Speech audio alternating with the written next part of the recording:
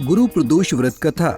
एक बार इंद्र और वृत्तासुर में घनघोर युद्ध हुआ। उस समय देवताओं ने दैत्य सेना को पराजित कर नष्ट भ्रष्ट कर दिया। अपना विनाश देख वृत्तासुर अत्यंत क्रोधित हो स्वयं युद्ध के लिए उद्यत हुआ।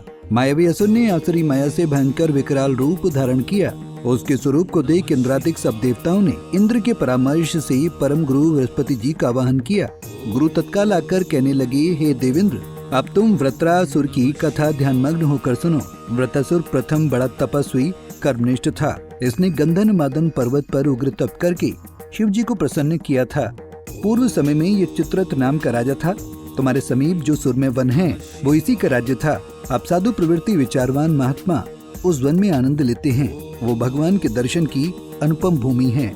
एक समय चित्ररथ स्वेच्छा से कैलाश पर्वत पर चला गया। भगवान का स्वरूप और वाम अंग में जगदम्बा को विराजमान देख चित्ररथ हंसा और हाथ जोड़कर शिव शंकर से बोला, हे प्रभु, हम माया मोहित हो विषयों में फंसे रहने के कारण स्त्रियों के वशीभूत रहते हैं, किंतु देवलोक में ऐसा कहीं नहीं हुआ कि कोई भी सभा में स्त्री सहित बैठे। चित्ररथ के ये वचन सुनकर सर्वव्यापी भगवान शिव शंकर हंसकर बोले कि हे राजन, मेरा व्यवहारिक दृष्टिकोण पृथक है।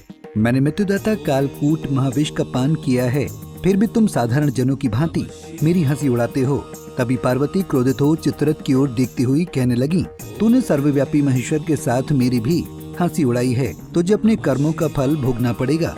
उपस्थित सभासद महान विशुद्ध प्रकृति के शास्त्र तत्वान्वेषी हैं और सनक सनंदन सनत कुमार हैं। हे सर्व अज्ञान के नष्ट हो जाने पर शिव भक्ति में तत्पर हैं। अरे मूर्खराज, तू अति चतुर है, अतएव मैं तुझे वो शिक्षा दूंगी कि फिर तू ऐसे संतों की मजाक का दुस्साहस ही न करेगा। अब तू दैत्य स्वरूप धारण कर विमान से नीचे गिर। तुझे मैं शाप देती हूँ कि अभी पृथ्वी पर चला जा।